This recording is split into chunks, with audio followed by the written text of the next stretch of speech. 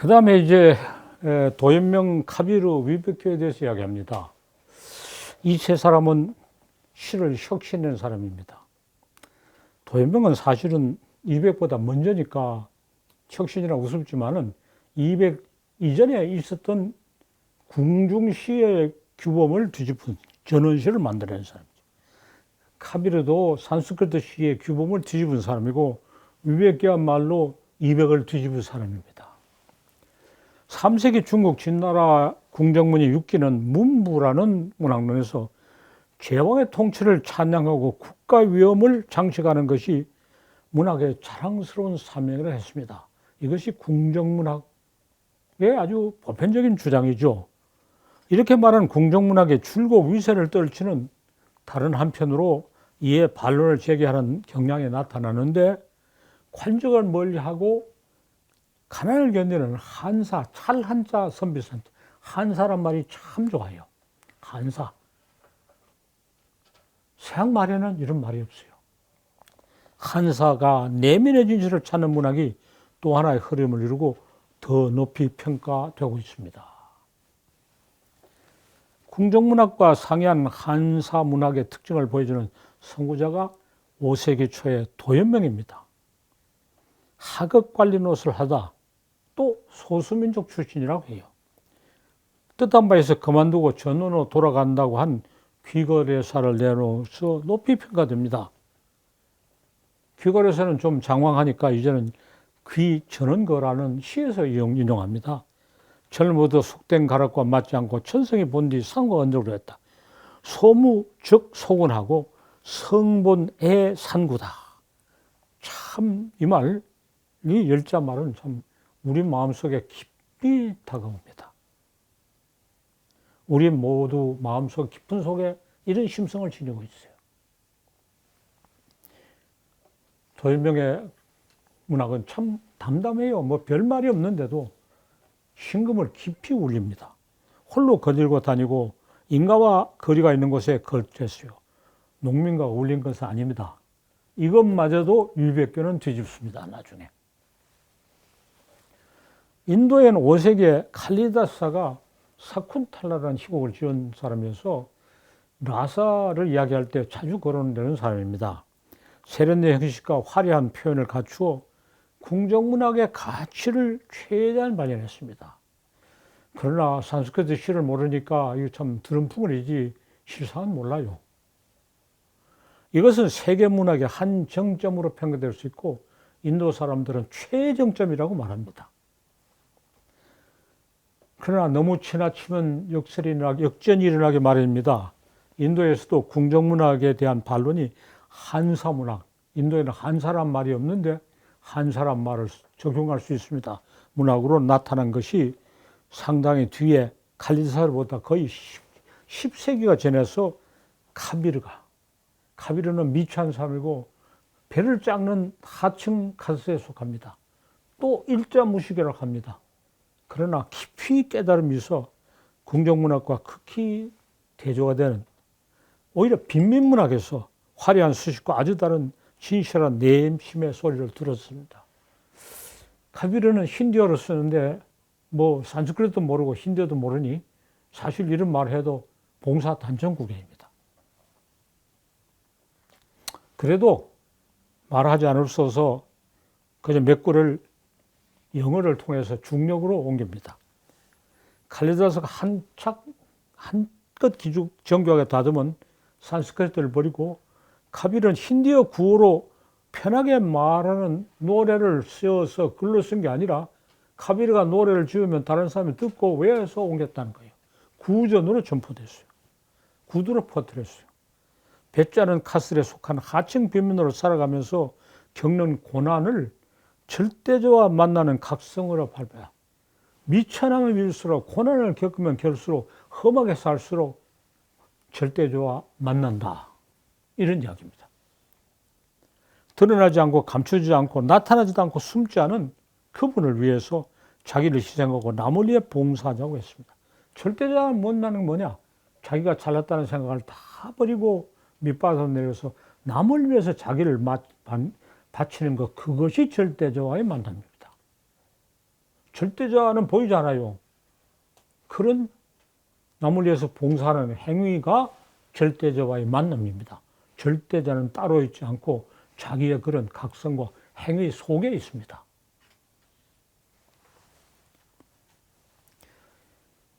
우리나라 궁정문학을 규범을 보인 사람은 서거정이죠. 그러나 육기나 칼리사보다는 조금 산이 낮아요. 15세기 서거정이 궁정문학의 가치를 드높였습니다. 나라 일을 담당하는 훈신, 나라의 공적을 세운 훈신, 석보, 높은 자리를 차지하고 있는 석보가 들려주는 세상을 다스리는 치세지음이 문학의 가치를 높인다고 했습니다. 육기보다, 문보다는 더 나간 주장이지만은 그 위세는 더 적어요. 16세기 문은, 권어문은 벼슬하기를 단념하고 향촌에 머물러 사는 사부들이 한거동락, 조용하게 지내면서 홀로 즐기는 문학의 진정한 가치인다고 해서 치세지음의 문학을 산림처사의 문학으로 옮겨놓습니다. 내부에서 변화가 일어났으나 아직 변화가 불충분해서 다음에 다른 사람, 위백규가 나타나게 됩니다. 그러면서 도연명 이래의 오랜내를 가진 한사 문학을 조금 다듬었어요. 이 권어문이. 그러니까 조금 중간에 과도적 형태고 조금 어정쩡해요. 한국에서는 이 두 단계를 지낸 것만이 아니고 궁정문학에서 한사문학을 한 게 아니고 18세기 말 10월 선비 위백규가 새로운 시대를 여는 주역 노릇을 했습니다. 위백규는 카비르처럼 사칭이 아니고 상총이지만은 시골에 머무르면서 농민과 일체를 이루고 자기 자신이 농사를 지었는가는 그리 확실하지 않지만은 농민과 같이 살면서 농사를 짓는 현장의 소리를 아주 핍진하게 들려주지 않습니다. 카비르처럼 절대성을 찾지 않고 현실 그 자체를 인식하고 개조하고자 했습니다. 농민의 민원을 받아들여 한시와 함께 시도를 지어 그것을 위백규가 지은 한시는 농민들이 가져가 읽을 수 없지만 신호는 다시 가져가서 읽을 수 있게 해서 시조화를 통해서 농민과의 소통을 아주 깊이 했어요.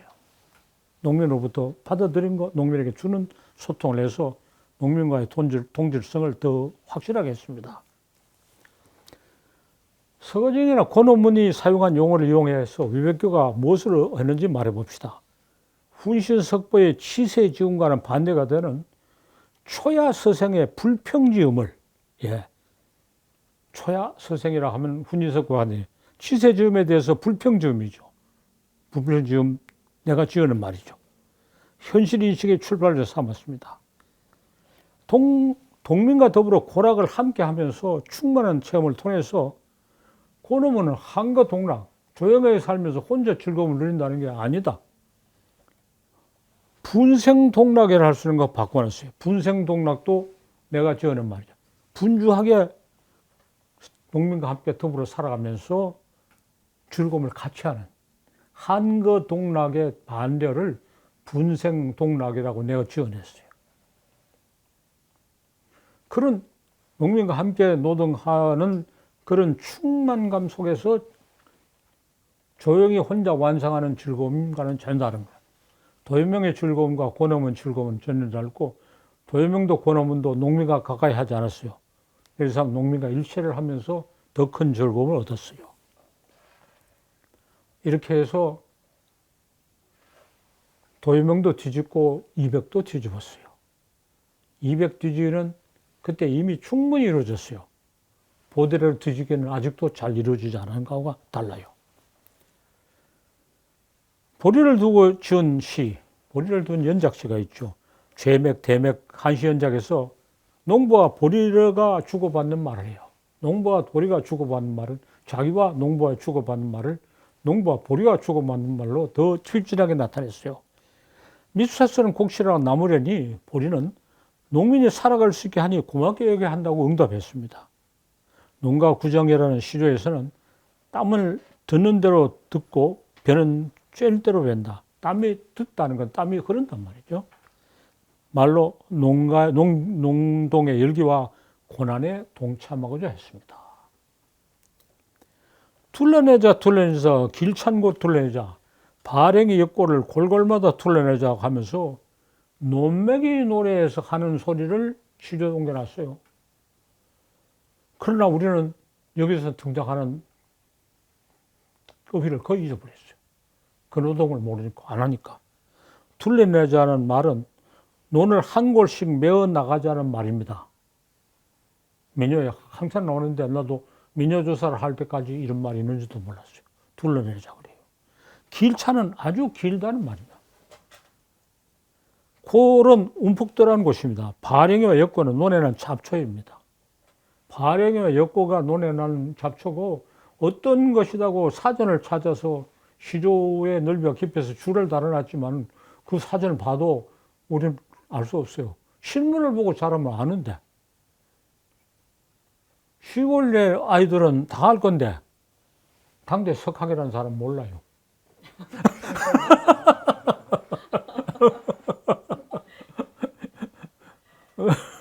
그렇잖아요.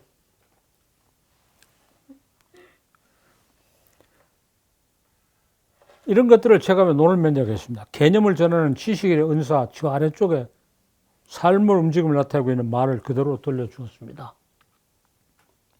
농민의 말을 그냥 해요. 정약전이 자산오버에서 바다 고기에 대해서 그렇게 쓴 건 다 어부한테 들은 이야기요. 어부는 다 알고 있는 거를 새삼스레 글로 적어서 지가 뭐 알아는 것처럼 말해요.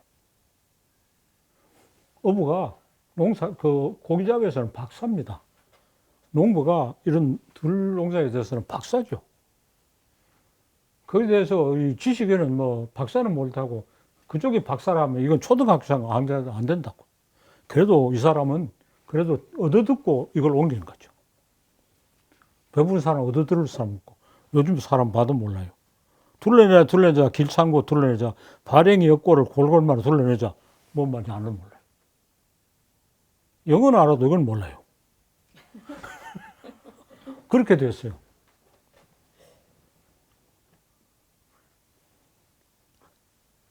앞뒤 강의의 마지막 대목에서 차등론을 부정하고 대등론을 이룩하려면 대전을 일어나야 한다고 했습니다.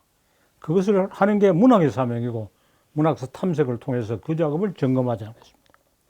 문명의 중심이 아닌 변방에서 패권주의에서 벗어나 자유를 얻는 무수히 많은 무명시가 들불처럼 일어나서 이백과 보드레를 뒤집어 펴야 된다는데 그런 일을 도연명 가비르가 위백교를 한다시 했고 또 위백교가 그러한 것을 더 잘 보여주고 있습니다. 위백교가 하는 과업을 이어받아서 보드레로도 뒤집어야 돼요. 이거 이어받지 않고 보드레를 뒤집을 수 없어요. 근데 보드레를 아는 사람은 위백교를 모르니까. 현대시를 쓴다는 사람 치고 위백교 아는 사람 없을 거예요.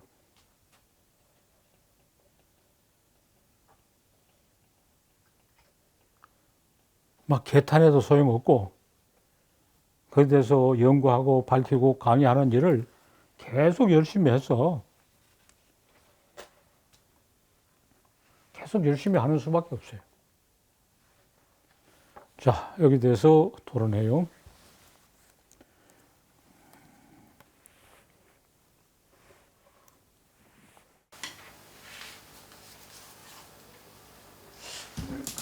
선생님께 그걸 여쭤보려고 했었거든요. 사실은 선생님 이제 학문이 크게 전환이 되고 있는 느낌이 자꾸 들고 뭐 저희 이제 그걸 피부로 그냥 절감하게 되는데 이제 여쭙고자 하는 점은 그런 거죠.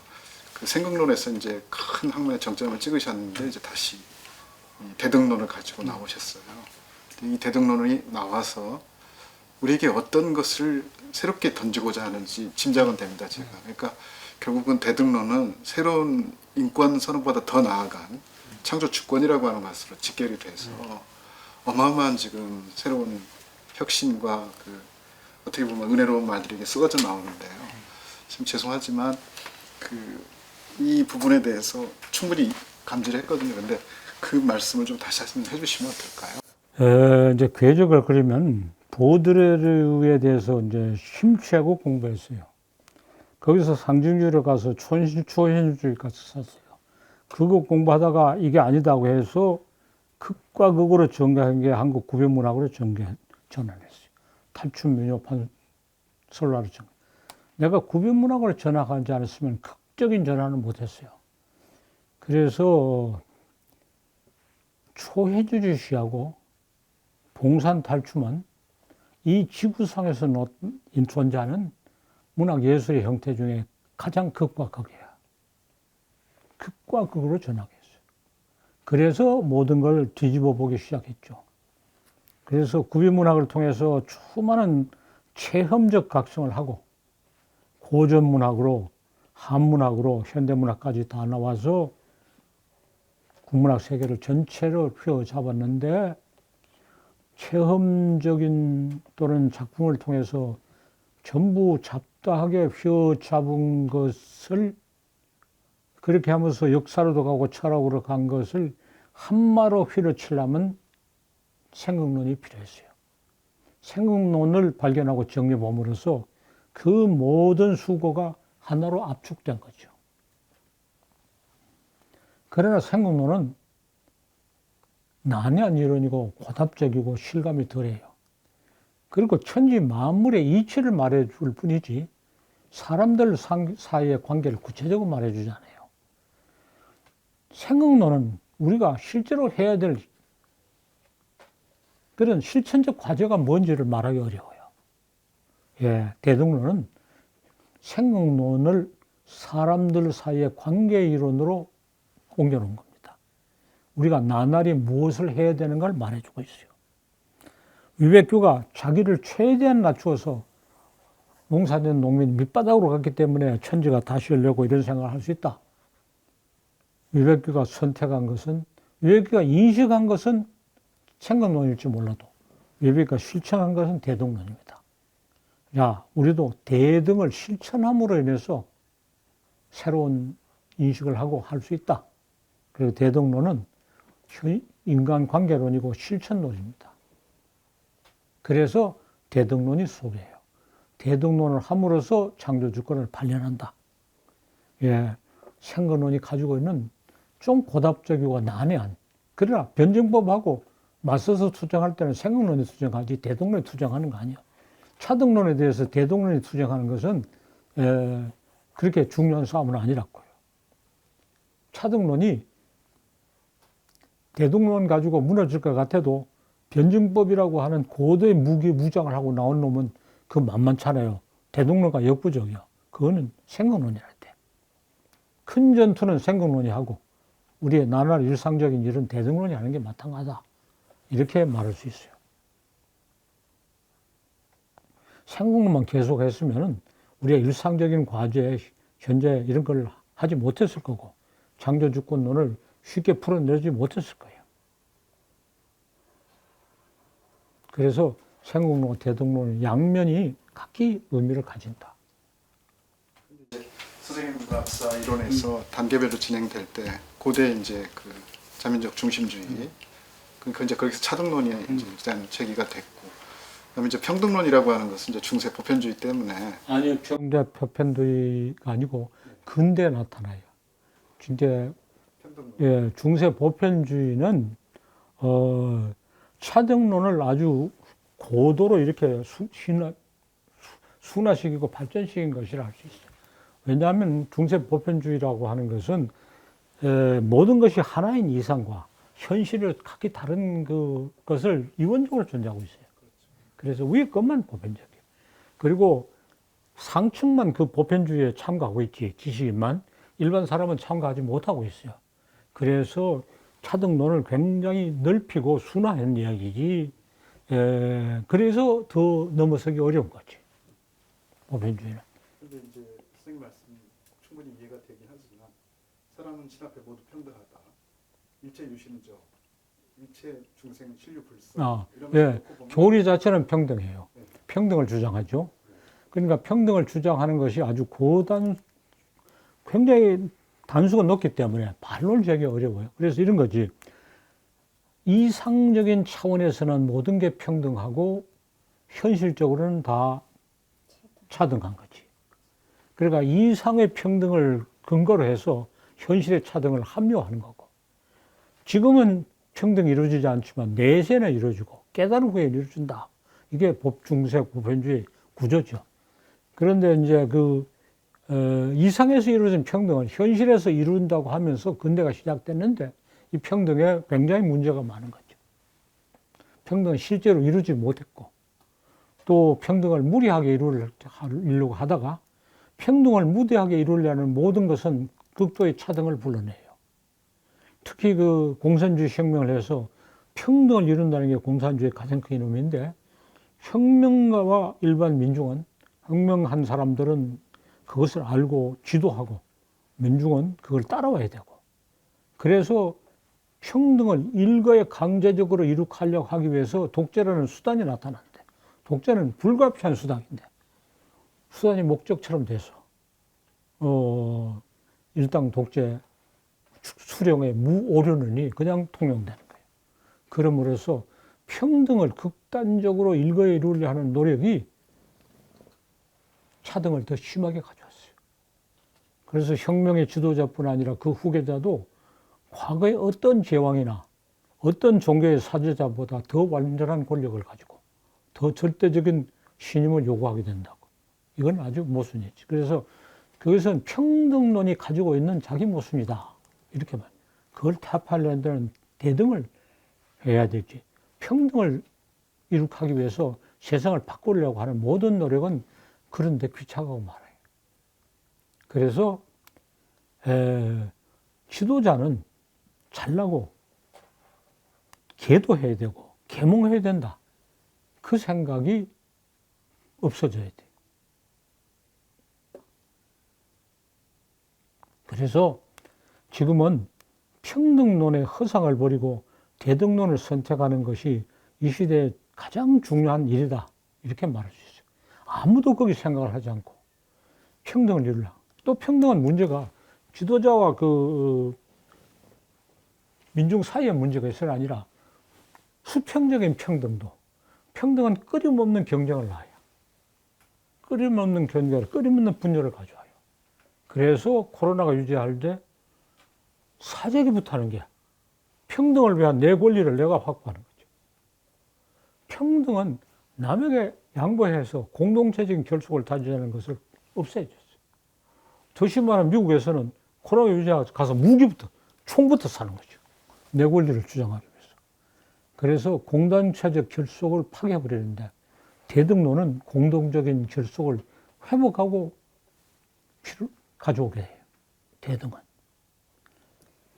모두가 힘들지만 모두의 힘이 필요하다고 써붙였는데 대등론을 정말 적절하게 구호를 했어요. 모두가 힘들지만 모두의 힘이 필요하다. 그게 대등이라는 말 써도 대등의 그걸 이렇게 슬로건을 붙여놨어요. 모두가 힘들지만 모두의 힘이 필요하다. 이거 대등. 선생님 다시 여기 위백교하고 보들레로 돌아와서 질문 하나 드리겠습니다. 지금 여기 18세기 시골선부 위백교 얘기를 쭉 하셨는데요. 당시에 제가 보기에는 우리 선생님 한국문화 통사 이전의 문학사에서 위백교가 다루어진 것을 저는 못 봤습니다. 아마도 선생님이 굉장히 중점적으로 발굴한 옛날 시인이 아닌가 그런 생각이 드는데요. 선생님이 그렇게 하시고 난 후에는 위백교에 관한 아니요. 그 전에 이미 위백교 연구가 내가 먼저냐? 위백교 연구가 나왔는데 내가 먼저긴 먼저네. 그래서 고려시대의 김극기 이때 위백교 이런 사람을 발견해서 대서특필을 하고 여기에 대해서 연구가 있어야 된다 촉구한 것이 문학통사가 주요한 바죠. 그래서 당대에도 위백교에 이러한 그 대단한 일을 한 그 영향이 그렇게 크지는 않습니다. 물론이죠. 그렇게 높이 평가되지 않았어요.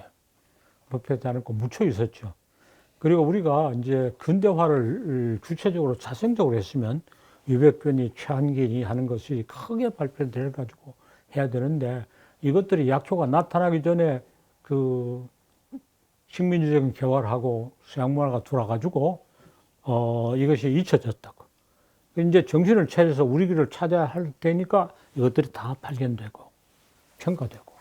그러나 어쨌든 이런 시인이 그 200이 보여주는 여러 가지 그 한계 문제를 이렇게 해결을 할 정도로 그 가치관과 시적 200하고 간단히 비교하면 이제 200은 탈속, 속에서 벗어나는 게 자유로움이거든.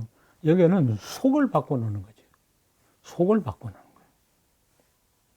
제일 밑바닥에서 바꿔. 200은 자기는 천상의 신선이라고 생각했는데 200개는 제일 밑에 내려와서 밑바닥에서 밑바닥에 생기를 가지고 있고 이것이 희망이고 여기에 활기가 있다는 걸 발견한 거죠. 그런데 이 200의 세계는 3층의 세계관으로 굉장히 물론이죠. 주요했어요. 물론이죠. 근데 보들레르가 보여주는 세계관과 보들레르의 영향은 지금 세계 각국 또는 그 뭐 하다못해 불란서로 여행을 가서 뭐 프랑스라고 하는 사람들의 그 심성까지도 상당 부분 작동을 하고 있을 만큼 영향력이 있다고 보는데요.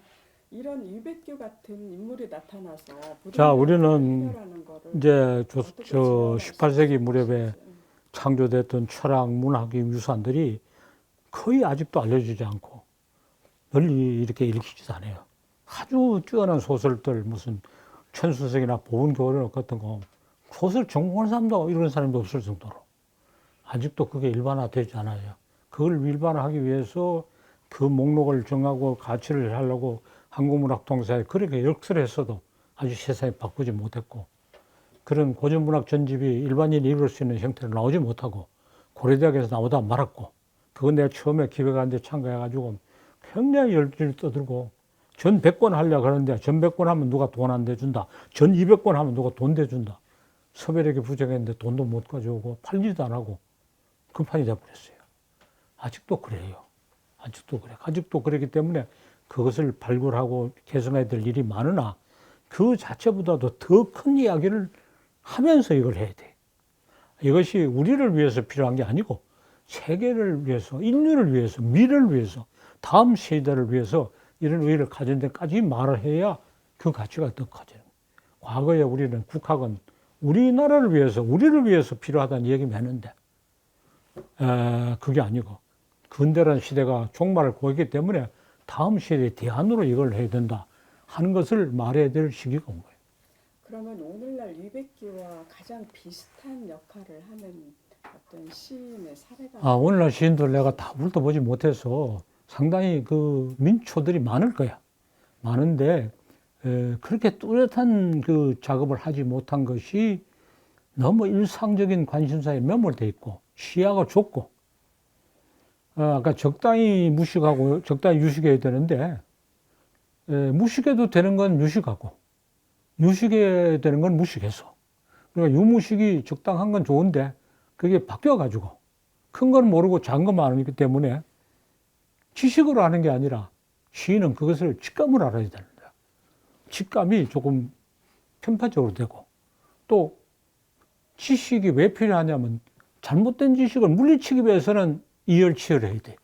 지식은 진식으로 물리쳐야 되는데 잘못된 지식에 휘둘려서 직감이 부족한 데다가 잘못된 지식에 휘둘려서 아직도 그런 작업을 뚜렷이 하지 못하고 있는 것 같아요. 그리고 내가 늘 말했듯이 우리나라 시인들은 어떻게 자기는 한국 사람이라고 생각하지 동아시아 사람이라고 생각하고 세계 시인이라고 생각하지 않는지. 누구나 자기는 한국 시인이라고 생각해요. 나는 동아시인이 되자고 그렇게 말했고 세계인이 되자고 그렇게 말해요. 예, 시인이 제일 앞서서. 시인은 사실은 뭐 딸린 것도 없고 몸도 가벼우니까 쉴 쉬워요. 시인이 단전해서 자기는 동아시아인이 되고 세계인이 돼야 되죠. 동아시아인이 되고 세계인이 되어야만 유백기를 더 크게 이어내고 벼드레를 뒤집어 엎는 일을 제대로 한다고. 서양 거를 따라가다가 서양 거 따라가는 게 재미없다. 나는 한국인이어야 된다. 이 생각만 하는 거예요. 서양인이 가짜 세계인을 하니까 나는 진짜 세계인이어야 된다. 그렇게 생각 안 하는 것 같아. 한국의 시인이 동아시아 시인이고 세계의 시인이어야 되지. 뭐 외국말로 글을 쓰라니 글은 우리말로 쓰더라도 그 속에 생각이 그렇게 나와 있어야 되지. 그게 지금 큰 폐단이고 시인만 나무래 몰라. 학문이 우리가 동아시아 학문을 하고 세계 학문을 해야 되죠. 한국학만 한다. 재미없어요. 한국학만 해서는 절대로 잘할 수가 없어요. 안목이 좁아서 큰 걸 못 이루어요. 동아시아 학을 하고 세계 학을 해야 되죠. 그래서 문학사 탐색이 한국 문학사만이 아니라 동아시아 문학, 세계 문학사를 중행으로 왔다 갔다 하면서 이야기하고 있어요. 물론 한국 문학에 대한 이야기가 더 많지, 동아시아 문학이라는 이야기 많지만은 전체 세계를 다 말하려고 이렇게 구도를 펼치고 있어요. 문학사가 뭐 한국 현대 문학사, 한국 문학사, 동아시아 문학사는 아직 이지도 않고 세계 문학도 없고 이래서는 안 돼요. 문학사가 한국 문학사, 동아시아 문학, 세계 문학사 휘어잡아서 하나로 하는 시대가 빨리 와야 돼요. 그렇게 오라고 이런 강의를 지금 이렇게 하고 있는 거예요. 대학의 교과 과정이 바뀌어야 되고 학과 구성도 바뀌어야 돼.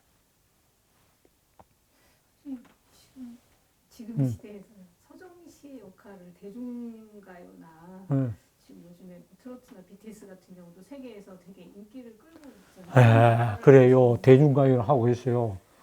요새 내가 이날치 범내로 온다 보고 놀랐어요. 아, 내가 막 떠들고 주장하던 게 그대로 이어지고 그것도 세계를 휩싸았대요. 정말 대중가요는 그렇게 하고 있어요. 고급의 예술이란 거, 학문이란 거, 이거는 말이지 전혀 그걸 못하고 있어요. 그러나 대중가요에서 그런 게 하려면 시인도 학자도 그렇게 해서 서로 보조를 맞춰야 돼. 그래서 대중예술로만 하지 세계 학계를 휘두르지 못한다고. 그거 수군가의 한 대목을 개작해서 하는데 막 감탄했어요. 막 나는 전혀 무식한 사람이니까 이거 들어보라고 해서 막 처음에는 말이지 왜 귀찮게 나오셨냐고 마지못해 들어봤는데 들어보고 감탄해 버렸어요. 봄 내려온다 근데 이날치를 갖다 붙인 것도 광대 중에서 제일 밑바닥 광대를 갖다 붙여가지고 이야, 그 참 대단하대. 학문은 거기에 비해서 너무 부끄러워. 자, 그만해도 되겠죠? 까지만 더 여쭤봐도 괜찮을까요? 아까 그 김북구 선생님 그 보들레르 시에 대한 견해차가 생기셨잖아요. 그래서 그 관계는 어떻게 되는가요? 미안하지만은 김봉 선생은 시를 잘 모르는 것 같아. 자꾸 고정적인 풀이를 하고. 그래서 그러니까 무슨 주에 해당한 이야기만 하지. 그 김봉 선생의 보드레르 강의나 이병 선생의 발레리 강의나 내가 보기에는 시를 이해하는 데 문제가 있는 것 같아. 그래서 김봉 선생 강의는 그랬는데 이병 선생 강의는 선생님 그게 아니습니다. 자꾸 말하니까 다음 시험부터 자네가 나와 하라고 해서 내가 막 대신 강의를 했다고. 시를 이해하는 것은 참 어려워요.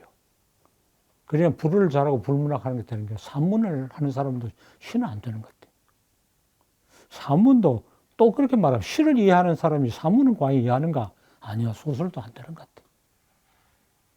그래서 불문학을 많이 공부해도 국문학도 그렇죠. 한국 고전소설 전공 중에 소설 작품을 제대로 읽는 사람이 과연 있는가 싶어요. 그거 외국말로 읽어서 돼 있어서 그런 건 아니라고. 그래서 우리가 작품을 읽는 훈련이라기보다 그런 능력을 타고나는 것을, 능력을 발견하는 것이 모든 교육의 선행 조건이 아닌가 싶어요. 그게 안 읽혀주는 사람을 상대로 뭔 말해도 다 쓸데없는 일, 다 마이동풍이야. 다 우의독격이야.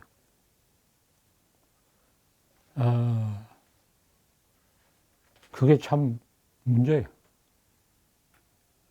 국문학을 전공한 사람들이 자기 작품 읽을 줄 몰라 작품 다 망친다고. 그걸 깨우쳐 주기 위해서 수어셔야겠고, 문학 통사를 읽으면, 아, 작품을 이렇게 읽어야 하는구나. 조금 알만한데, 그거 배워야 되는 게 아니에요. 자기 속의 능력을 스스로 개발하고, 잠재우지 말고, 엉뚱한 소리에 듣지 말고, 방해 전파에 흔들리지 말고, 자기 능력을 스스로 개발해야 돼.